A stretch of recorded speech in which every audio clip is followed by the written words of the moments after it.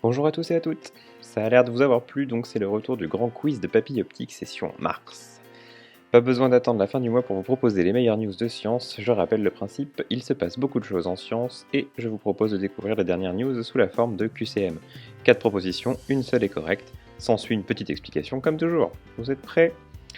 Alors première question, pourquoi certains aiment-ils pratiquer le BDSM, ce qui veut dire bondage, soumission, sadomasochisme, tout un programme?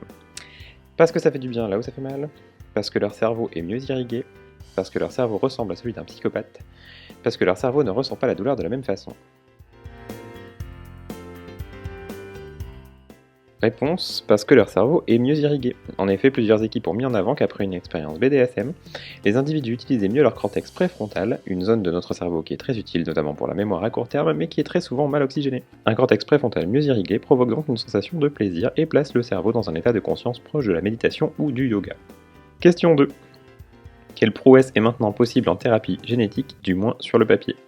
Modifier l'ensemble du génome, modifier le QI d'une personne, modifier la couleur de cheveux d'une personne, ou modifier simultanément plusieurs parties de l'ADN.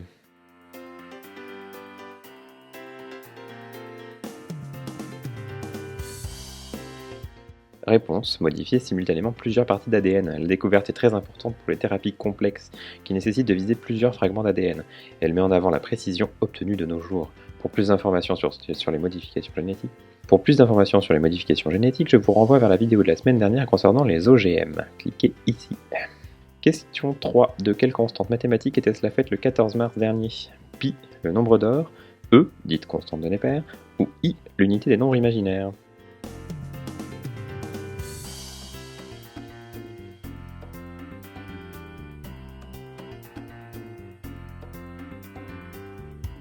Réponse, pi. En effet, une approximation de pi est 3,14.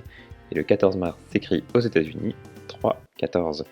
Vous aurez donc fait le lien par vous-même. Les puristes vont même chercher les décimales suivantes, 1,59, pour déterminer l'heure précise de la fête, à savoir 1h59.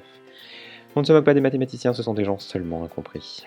Il existe d'autres journées de pi. Pour en savoir plus, rendez-vous sur le blog pour quelques liens utiles. Dernière question. Quel animal préhistorique les scientifiques sont-ils sur le point de cloner? Le tyrannosaure rex, la tortue, le mammouth ou le vilain spinosaure? Je dis vilain parce que c'est le dinosaure sadique de Jurassic Park. Je dis ça, je dis rien.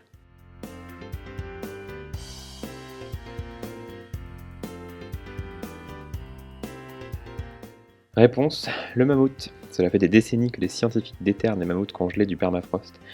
Ils sont tous en très bon état, mais ils manquent tous d'un élément essentiel pour le clonage, de l'ADN en assez grande quantité et en parfait état.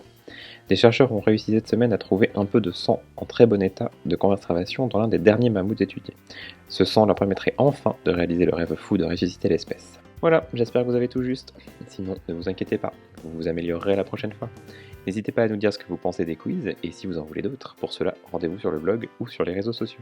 Abonnez-vous à notre chaîne YouTube pour découvrir les prochaines vidéos, et voyez ou revoyez la vidéo de la semaine dernière sur les OGM. Ciao les curieux!